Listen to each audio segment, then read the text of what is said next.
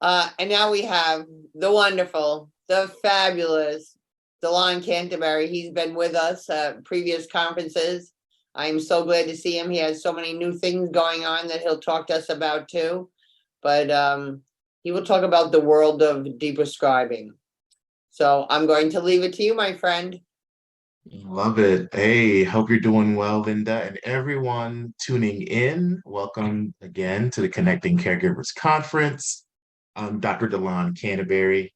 I'm a board certified geriatric pharmacist, and I'm the founder of Geriatrics. And so I firmly believe that a lot of our seniors are overmedicated, and I'm on a mission to deprescribe as many people as possible.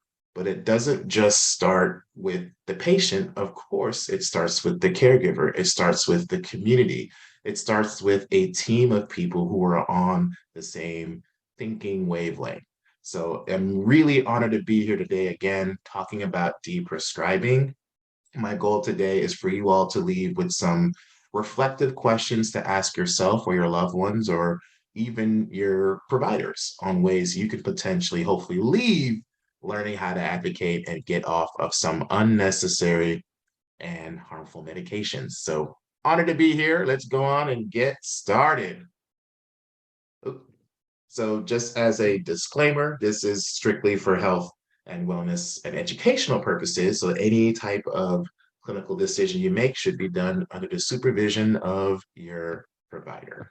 Okay. So, what's my mission? Why am I here? I created Geriatrics 2 years ago, providing a concierge consultant service for patients who are in need of, well, getting their loved ones off of certain medications. And unfortunately, I believe our healthcare system is so expensive that it shouldn't make sense for us to pay to slowly put people into nursing homes and pay so much and still wonder if they're getting the best quality care. And so I believe firmly that we need to make pharmacists your best friend when it comes to caregiver advocacy and really leveraging our expertise and hopefully reducing your care burden, reducing the amount of pills you have to administer, reducing costs with unnecessary medications, but more importantly, finding those side effects and symptoms that might be ruining your loved one's quality of life. That is my mission, is to provide a personalized approach to people's care, all using telehealth.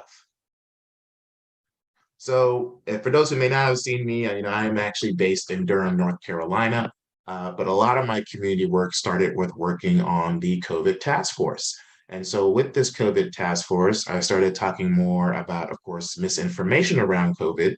But this led to a little bit of media attention that led to my features on local news channels, radio stations, podcasts, as well as town halls and church panels. And again, dispelling information about COVID, but more importantly, talking about the problem that's growing in this country with overprescribing and overmedicating. And our seniors are the ones who, unfortunately, are the most vulnerable.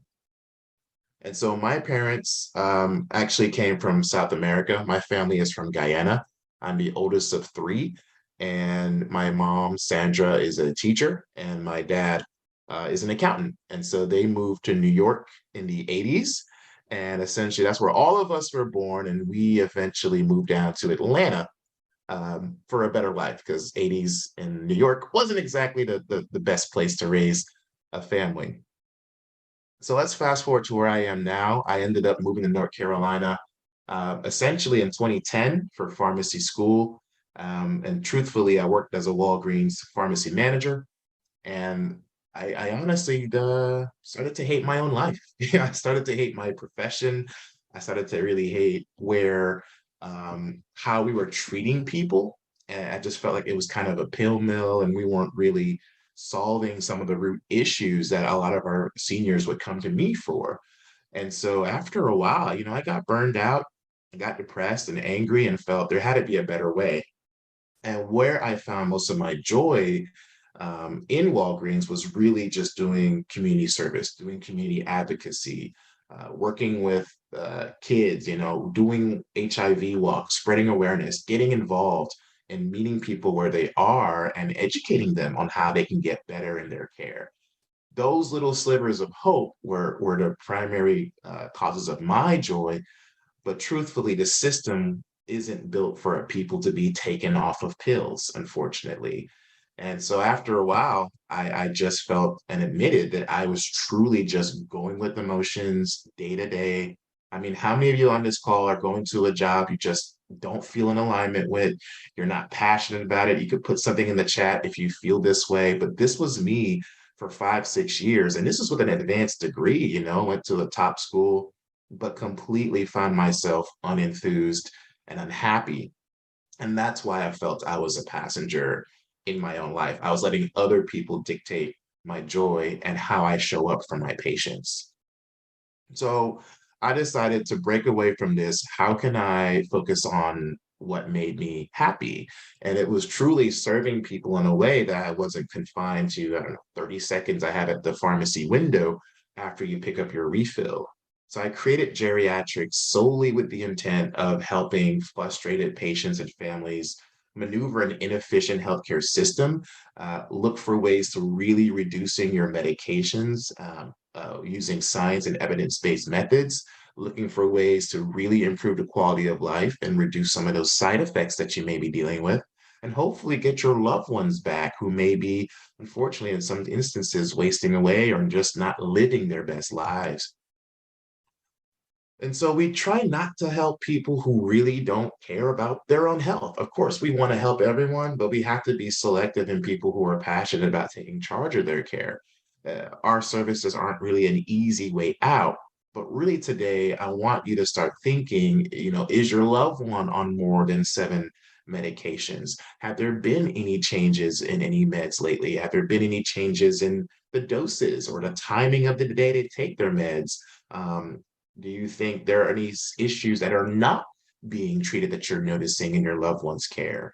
I want you to be very in tune with your loved one's body or your bodies, because you as caregivers also need to take care of yourselves. And I know how it is sometimes. We forget to just get time for our own peace of mind.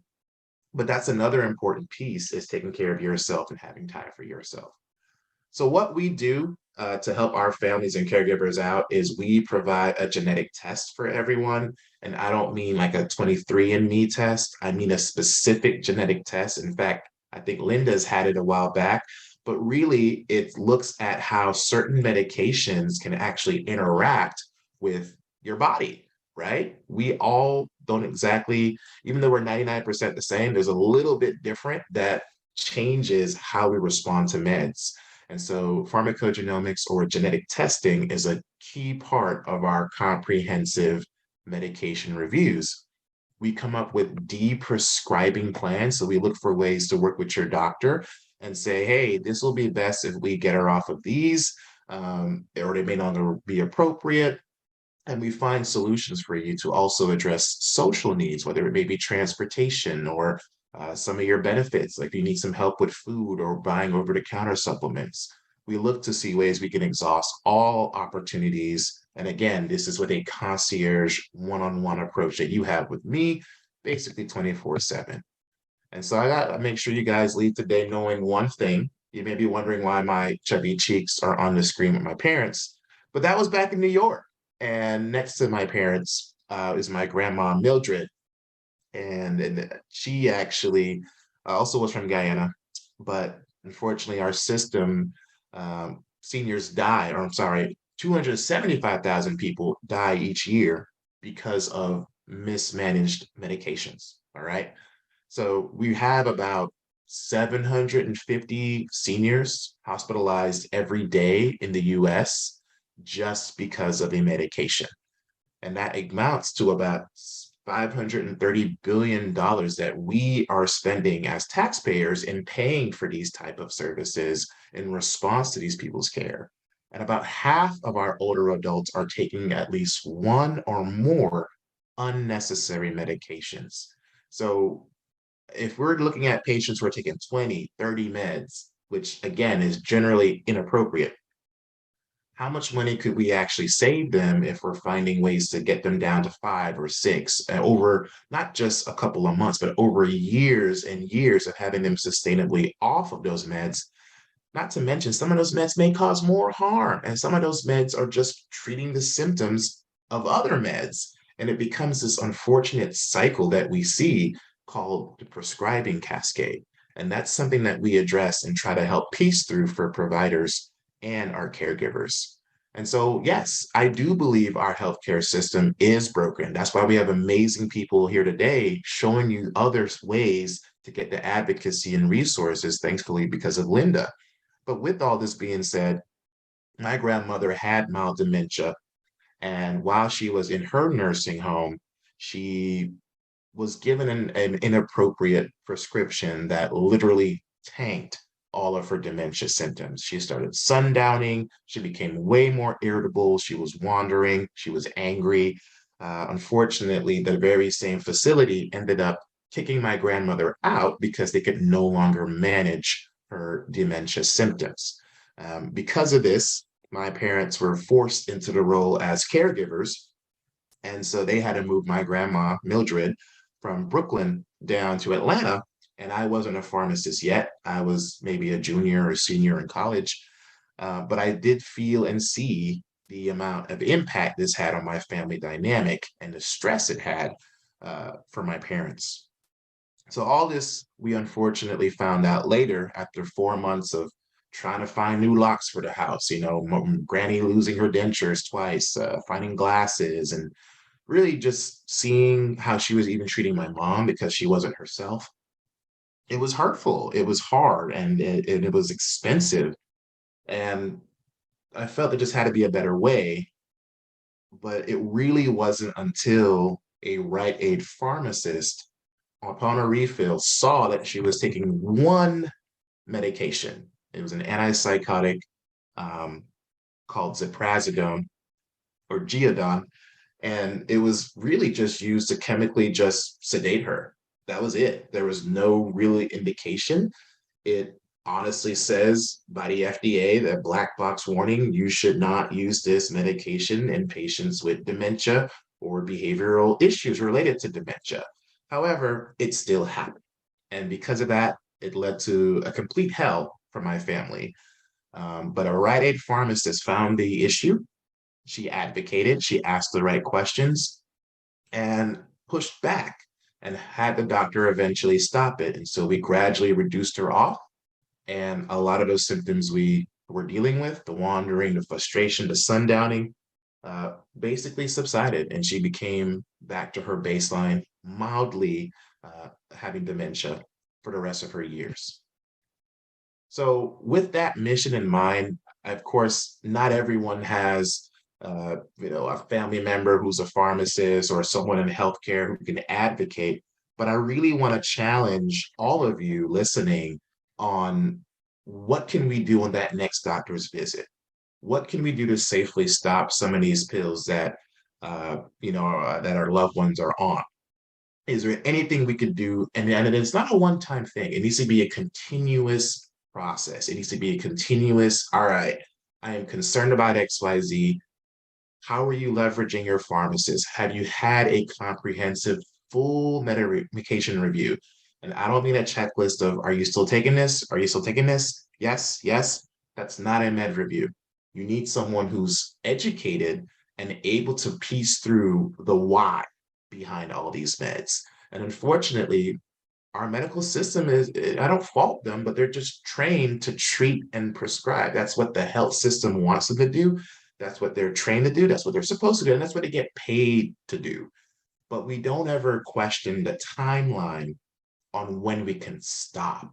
And so this is the shifting we need to have as advocates, as caregivers, as deprescribing advocates, to truthfully start pushing back. And I can't tell you how many times I meet patients who are on the verge of hospice, and the minute they stop everything, they get better. No surprise, right? Why wait till hospice? That's the question I have. Why wait till we're forcing someone into a memory care if we're not at least ruling out what harm may be done in a person's medication profile? And so again, that's the service I provide for people. We use precision medicine, which is genetic testing. We emphasize deprescribing. We focus a lot on educating and empowering our caregivers and families on the meds and why they're taking them and whether it's really necessary. And then lastly, we got to talk about social needs. If you're not having food security, we can't expect you to take meds if you can barely find food to eat. These things are real, and COVID is still real. So it's important to make sure we're talking about the root cause of our issues here. So in 2020, that was the year I decided to step down and start my company. Boldly, yes, I know not many people have really heard of a pharmacist working for themselves and just consulting like a lawyer, but that's my model. And so I decided this had to be the way to give the type of care I needed. And so our very first patient case, as pictured here, was a 70-year-old woman who was on 36 medications. How many of you guys today, if you can put in the chat or question, have a loved one on more than 15 meds or about 15 meds? You can just put me in the chat. How many of you have seen someone taking more than 30 meds? You can also put that in the chat or Q&A. But this is what her concerned caregiver hired me for, was to see if it was the meds causing any harm versus her decline. But similar to my grandma, she presented the very same way. She was confused. She was very irritable. She was very quiet. She has chronic confusion as well, and didn't really have much energy. And unfortunately, we found her taking about 36 medications with our med review, which is, by the way, not normal. It's terrible. So 36 is what she was on, and we were able to come up with a plan to deprescribe her down to 8 medications. The worst part about this story is that her family were split on how to take care of her. And this is the dark side, where her daughter basically wanted to see if we can get her off of some of these pills and work something out with the provider, which is ultimately what happened. And we ended up serving as a medical expert in court because her other side of the family wanted to just force her into a nursing home and our memory care unit, which, as you guys may know, costs a significant amount of money, upwards of 7K to maybe 11K a month. Now, if it wasn't for the testimony I gave and going over that med review and talking through how these meds are causing these symptoms, we would not have had that case dropped. This patient would have still been in a memory care unit because she was going to be involuntarily committed into that nursing unit. So in just 2 years' time, we've saved this family about $250,000 because we were able to advocate for them and represent them in court and not force her into a memory care unit, which we know is costly, but also likely would not have solved the problem of her being on so many medications. So I'll be honest, in this journey, I spent most of my life, again, not knowing how I wanted to show up in creating my business. And so I kind of grasped at straws at what gave me joy. I ended up kind of just equating happiness to getting degrees and titles, but it really didn't serve me. I wasn't really living for me. I was all about people pleasing and doing things that I thought I was supposed to do. But truthfully, I was just angry. I was angry at health system. I was an angry pharmacist, pretty depressed overall. I hated what I was doing. I felt like uncomfortable signing off on 240 narcotic pills for someone I know isn't even getting better from all these opioids. And they're telling me, Doc, I don't know what to do. This just takes the edge off, but I am still in pain. But I have no legal ground to say, you don't need this. Have you tried other things? I can suggest it, but I can't refuse the prescription. And so it ends up feeding a cycle that I feel we fail in our system to address, and that's really treating the root issues within ourselves. Are we treating the stresses that we're dealing with on a day-to-day basis? Are we talking about mindfulness? Are we talking about alternative therapies? What have we done to avoid pulling the trigger on an expensive med versus having someone work on exercising around the house or something to just alleviate those issues? But honestly, I wasn't showing up because I wasn't serving the community in the way that I felt I was supposed to. And so I really wasn't just prioritizing myself. And so I ended up stepping down from Walgreens in 2020, and I started my company Geriatrics. And as I was starting it, I started volunteering in as many places as I can. I want to get more involved with seniors. I wanted to work on the African American COVID task force. I wanted to work with local nonprofits and do wellness checks during COVID because that was what made me happy. I was just like, look, I need to be happy. I needed to be happy. And I wanted that for my patients because now I'm showing up authentically. And in doing so, I ended up building a business that I love, and I found joy and passion in each of my days versus hating and dreading every moment of my life. And so Delon, yeah, I have a sign on my bathroom mirror that says you're looking at the person responsible for your happiness today. yes, So we all have a yes, choice. we do. We really do. And I felt I had no choice. I felt I'm a student pharmacist. I had no debt, or I had debt. And this was like what I had to do for 40, 50 years until I retire. And I'm like, man, this is Yeah. not my passion, like you said, Linda. So passion and joy is way more important than just making money. We know this. But I had to learn that the hard way, and it through some tumultuous times to get to this point of joy. And so now I'm a full-time entrepreneur. I focus on community service. I've been featured on international podcasts, paid speaker, caregiver advocate. I love doing caregiver conferences so they can learn how to better advocate and leverage pharmacists. And we've saved families tons of money. And I love that I could say that. So I didn't see myself, frankly, being in forums like this at all. I didn't see myself doing presentations on managing medications for dementia patients. I didn't see myself being on the news. I didn't see myself being in court because that scared the hell out of me. And be honest, I'm like, I'm a pharmacist. I don't want to be cross-examined and Yeah. like question my character.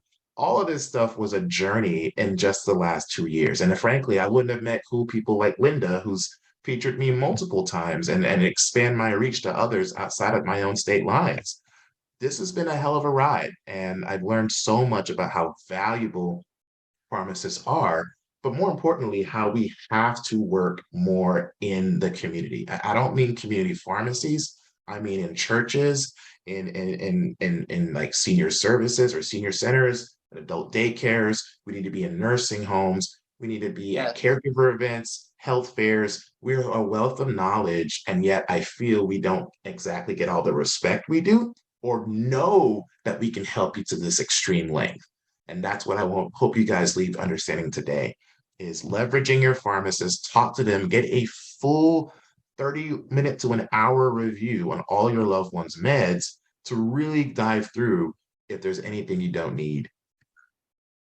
So we focus again on pushing back against a broken health system that's just quick to prescribe something. Again, I don't fault prescribers. I fault the system. The system isn't the best, but we got to find ways to maneuver it. And so what I started doing after I got a little more comfortable was going to nursing homes and health fairs and creating a lecture series called Drugs with Dr. Delon.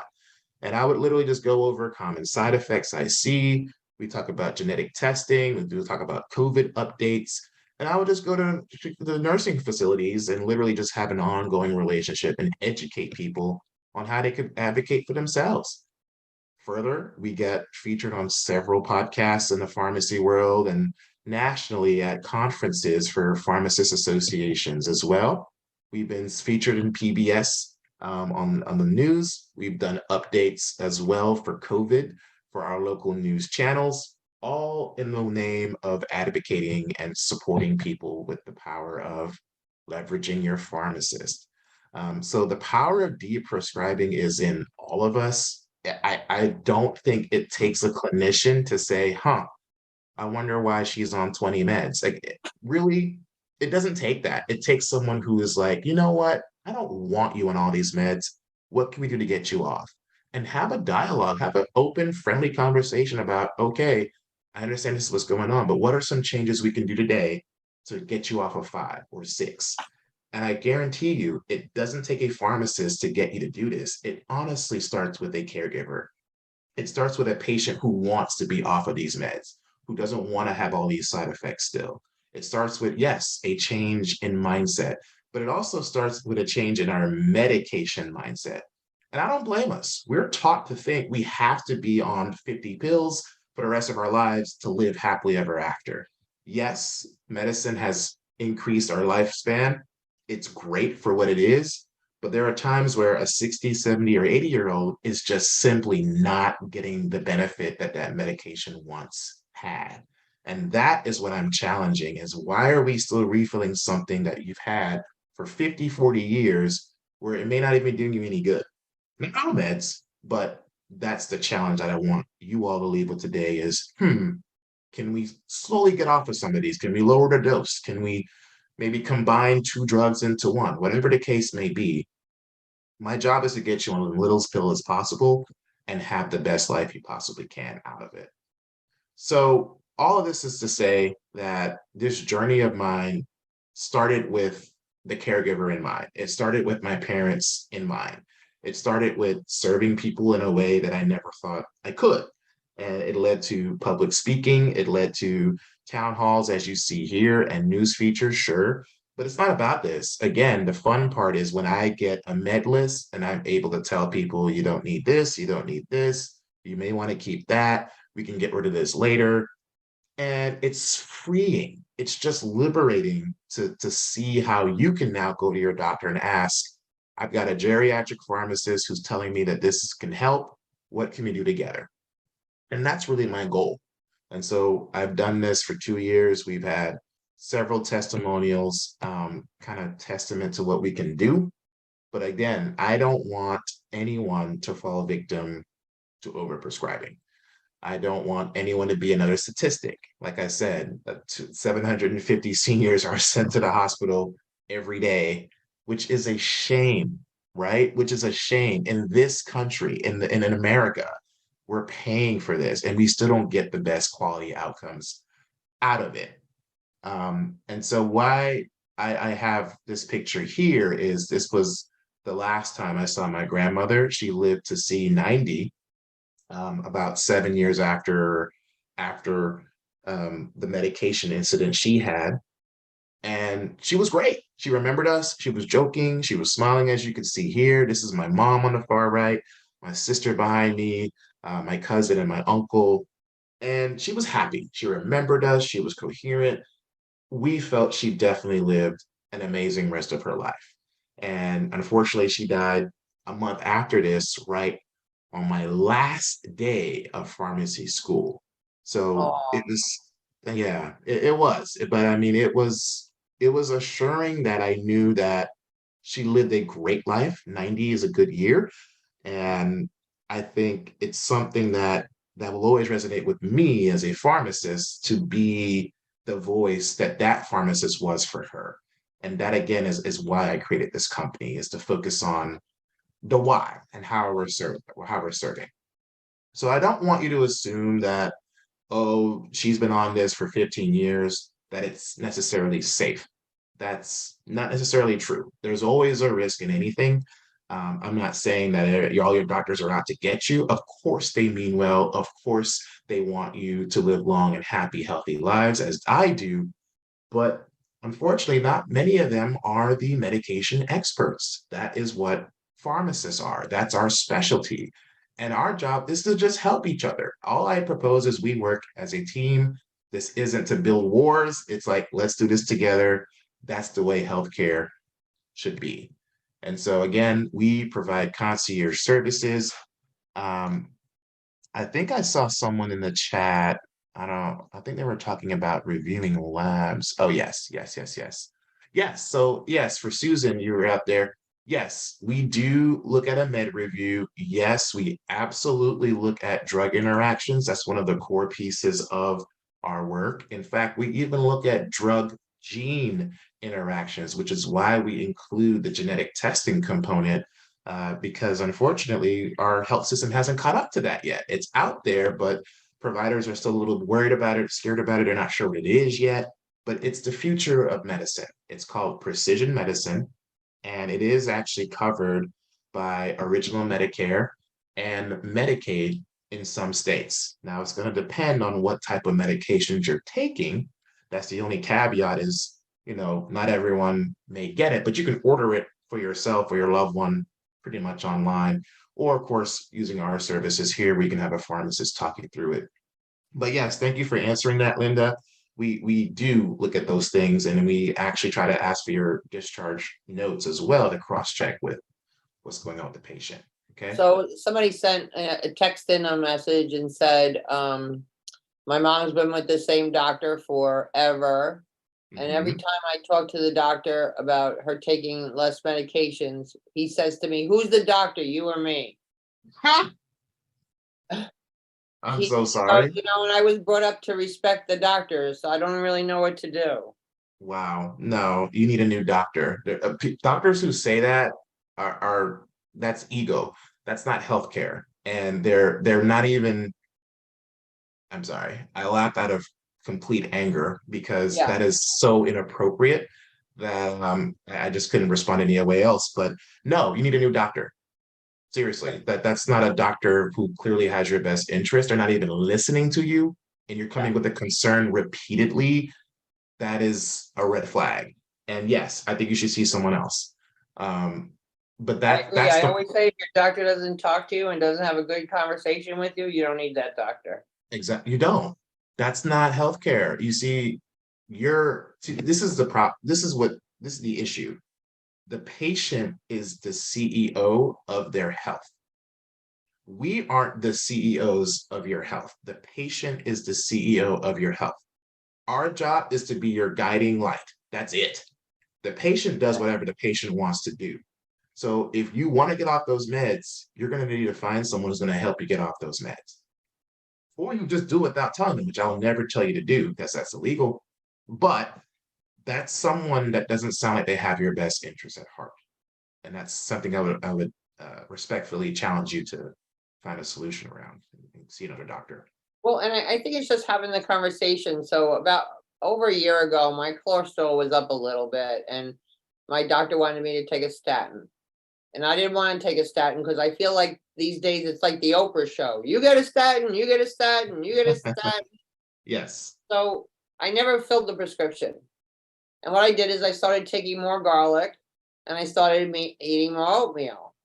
And 6 months later, I went back and she said, "Oh, looks like the statin is doing good for you." I go, "I didn't take the statin." And state the side. And I told her what I did, and she goes, "Well, keep doing that." And then I went back 6 months later, and it's still good. So, I think we have to make those questions before we take a medication immediately. Yeah, you're right, Linda. I mean, that is the one of the biggest things is our diet and our lifestyle are like 80% of the work. And if we're treating our bodies as the temples they are, you'd be surprised at the results you can get. And frankly, to your story, I was dealing with high cholesterol myself, and I was like, I'm not taking a statin, not at 34. Oh, And I had it pretty elevated. I think my LDL, which is the bad cholesterol, was 219, right? So it was elevated. And I said, all right, I'm not doing that. I went on I just started eating salads, and I started doing a little bit of fasting. I actually do intermittent fasting. I'm uh-huh. not saying everyone should do that, but I just said, all right, I'm gonna stop eating my favorite ribeyes, and I'm gonna stop eating eggs with cheese. But you can still do it in moderation. I did not eat in moderation ever, but just switching to salads throughout the week, and then I eat out on weekends, lowered my cholesterol by about 50 points. That's And I'm huge. like, and it's significant. So some of it, yeah, I get it. There's familial and other issues where that's not as easy to manage, but a lot of it is what we're doing in our bodies on a day-to-day basis, you know? Well, and I And think we have to remember that You know your body better than anybody else. Right, right. And when Absolutely. your body speaks to you, you need to speak to the doctor about that, Yeah. just not, this is a complex machinery we have here. No, it is. It is. It really is. And it's powerful. And the mind is even more powerful. Like the ability to almost learn how to heal yourself, like having hope, having positive affirmations, deep Yeah, breathing, finding ways to just de-stress, um, with breathing exercises or just even just seeing a therapist. These things are huge. And I can't tell you how much your mindset can almost impact how your body heals. There is a science behind it. It's not all explained in the book, but I do believe in other options to help people get off of meds. So yeah. I appreciate you sharing that, but it's a real thing. It's a real thing. But why I want to kind of segue into this kind of final few slides is along with this passion I have, for advocating for you all, I did create a course to help train other clinicians. I think that doctor who's refusing to help you with those meds would be great to take this course. We're Yeah, teaching people how to deprescribe. It is tailored more for clinicians, but for people who are just tired of this game of just overprescribing, we created a course to help train nurses, pharmacists, social workers, MDs, and DOs, which are doctors, on how they can use deprescribing in their business and their practice. So we go over case presentations. It's a weekly training course, and I just wanted to let you guys know that we do provide this as well, in addition to our one-on-one services we do for patients. So this how is that being received? Oh, it's it's going well. We're actually recruiting for our fourth cohort. We've been doing it all year. So we're going to start again in February. It's been amazing. We've had nurses and pharmacists and one social worker. And the way they've been able to show up in their communities differently, the way they're able to advocate, the way they're able to find tools that are readily available to Yeah, literally show them how that this is affecting their care. It's been amazing. And this is leading to an entire movement within my profession of pharmacy where more people are talking about this. So I am so thrilled. Literally just gave a talk about this past weekend in Texas at the Association of Geriatric Pharmacists convention. And we were talking about the power of deprescribing and how the healthcare system is shifting towards more value-based care, more away from the old model of just seeing more volume, more people to make money. Now they're going towards more quality. And I think yeah, deprescribing is the tip of the iceberg for us to really start talking about the quality people receive. yeah. And I think people are asking more questions, and I think that is Yes. the most important part of all, because when you know better, you do better. Yeah. I think for a long time, a lot of people just felt, that are in the industry, that their hands were tied. Mm, But it doesn't have to be that way anymore. You have choices. You can get education, and you can, be the bird that steps out. agreed. Agreed. And truthfully, it's a good thing, and I don't like this depiction of the aging population being called the silver tsunami. I hate that term. I don't know where that came from, where Me people either. are saying, I just despise it. It's insensitive, and I think a little ageist. But frankly, we have an aging population that still doesn't think they have the right to question their doctor. They grew up in a world where it's like whatever you say goes. Exactly. We have to be the voice, and we have to be the advocates now, because things aren't changing. But here's the landscape. I'm gonna break it down. We're gonna have 70 million seniors in the US by the year 2030. We've lost about 100,000 healthcare professionals in those past year just from COVID. So Wow. doctors, nurses, whatever. In addition to that, out of the doctors we have, only 1% are geriatric trained. Only 1% are even Wow. trained to see older patients. So what that means is the care is going to fall on family med practices that are going to be, maybe mid-levels or just primary care providers who are just seeing more seniors but they aren't trained to think like a geriatrician. You see, when I talk about deprescribing, every geriatrician in America is like, yeah, we know that's what we do because that's what they do. They know how to get you off of all these meds. And they say, let's just stop all this and see how you do. That's normal. But in the other worlds of cardiology, nephrology, primary care, they're not thinking like that because they're not trained to think like that.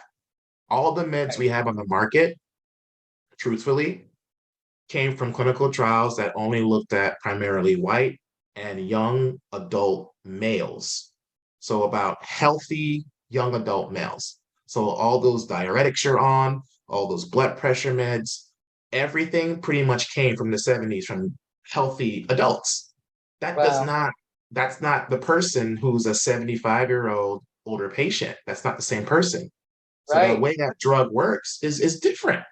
The side effects are different. The way your body breaks it down is different. And that's why we created this course, is to show that we can show you that there are different ways the body responds. And that's why we have to be more sensitive to what people are taking as they age.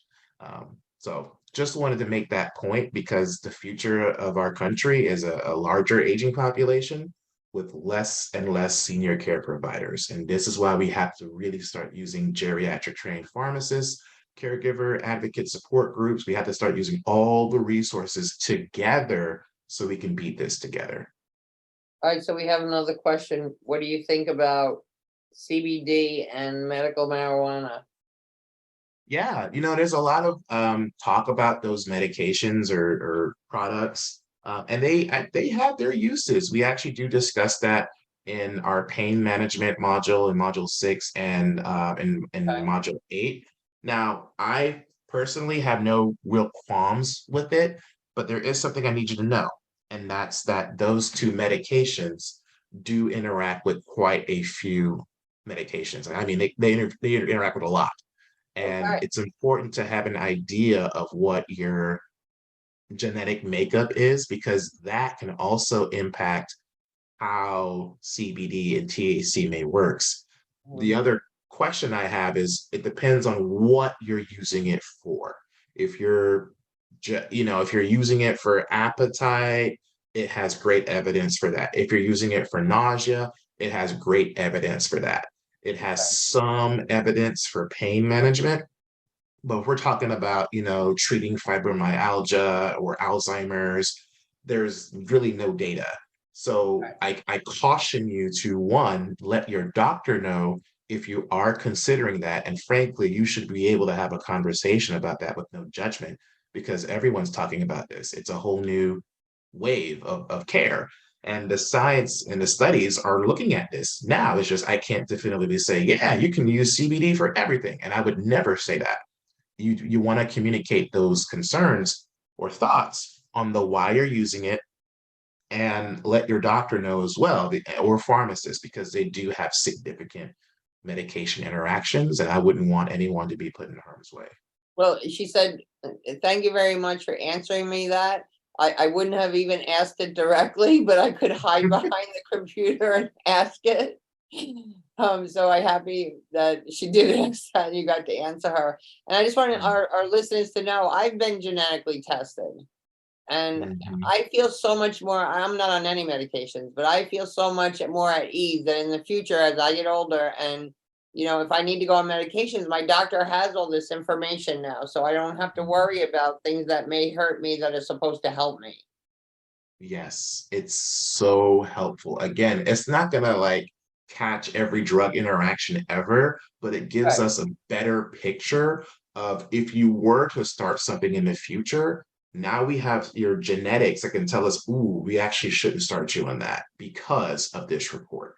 So the whole goal is to just reduce this whole, let's try you on this for 3 months. Let's try you on that for 3 months. Oh, that didn't work. Okay, let's try you on this. So you wasted your time, you probably had some side effects and you're probably getting worse. That's what we're Yeah. trying to avoid is just being more precise in how we use the medications as a whole. Well, I think sometimes too, it's like, try this, try that. I don't want to take nothing then. And I think what happens is people don't do anything about what their issue is because they get tired of that roller coaster. Yeah. It's So, frustrating, because now you're losing hope with the system and the meds and the provider. It's like you're still dealing with it. So, yeah, and to that other person's question, there's a whole world of cannabis research. There are cannabis pharmacists coming out now. There are more people who specialize in cannabis use, depending on the state you're in. So there is a science behind it, but I wouldn't just say, let me just go take some stuff off the street and self-treat. I would want you to have a conversation with someone, especially right. if you're on other medications, because it is a drug. It And is a the drug. person who's asking, we had a session yesterday, I believe. Was it yesterday? No, Monday at 2 o'clock, all about medical marijuana and CBD. So if you will email me, I'll send you. Oh, you know what? Everyone who has registered for the conference receives 21 videos of the entire conference. So you can go back and look at that also.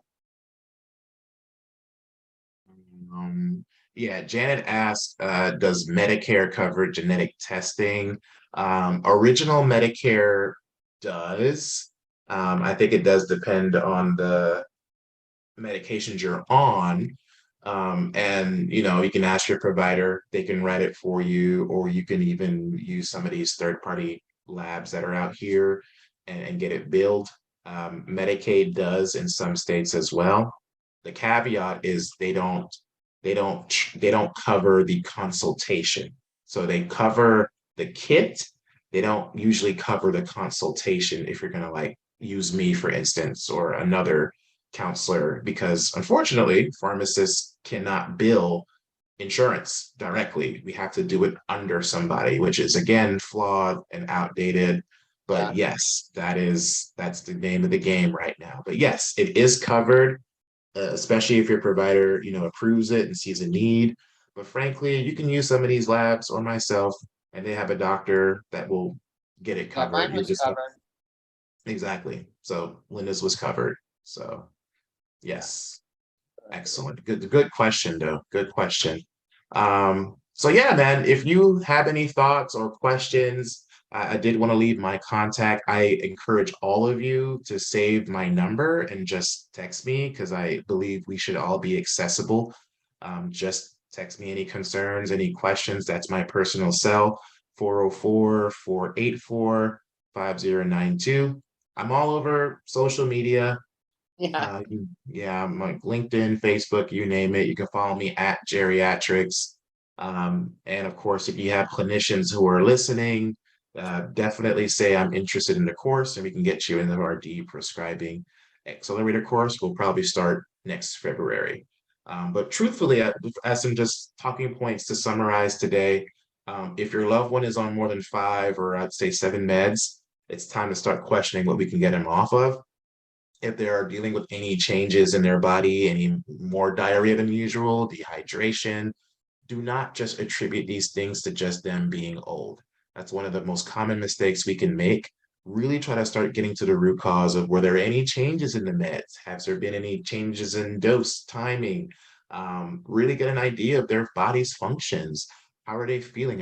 Are they feeling more depressed? Are they moody? Try to get to the root cause of these issues. Thirdly, what can we do to increase walking in their lives? Walking has reduced dementia even in later years. So I still recommend to stay active. Movement is medicine, and food is also medicine. So Linda's testimony to eating better, eating garlic, these things can help. So trying to incorporate more healthy foods. I know we like our comfort salty foods. I like my ribeyes too, and pork belly and ramen. And yeah, Yeah. I'm a foodie. I like all the food. Trust me, I am not a health nut. I am a foodie god, but I've had to learn how to kind of balance my familial cholesterol because I do have it from my family and cope with other measures. And caregivers, you guys are well equipped. I mean, again, I go to tons of conferences like this. I can't tell you how many caregivers say, you know what, I don't like my mom on this many meds, and they refuse to take them. And they end up being cut from 20 to 5. Yeah. And it's like they're the same. Or they're better. So it's like, why not take everything off that we can? And then if we need to add them back on, we can. It's not a bad thing. It doesn't have to be a forever thing. I would like it to be, but that's again what I want us to leave empowered with today, is to again push back a bit and not challenge, but just ask those questions so that there's an open dialogue. And use your pharmacist, text me, call me, any medication concerns, I'll be here to help. Thank you, my friend. I so appreciate you. You've helped me and a bunch of my other caregivers as you continue to. Absolutely. Much love. Thank you so much for having me, Linda. Appreciate Thanks you so all. much. Have a delicious day and we'll talk soon. All right. You guys take care. Thanks. He's fabulous. Absolutely fabulous. When I can see the differences we can make in just making some educated decisions. Because so many times we don't have the education, so we don't make the decision. And we just go on the same way we were before, or with whatever else somebody's telling us to do. And that's not a really good thing. It's up to you to take care of yourself and your loved ones.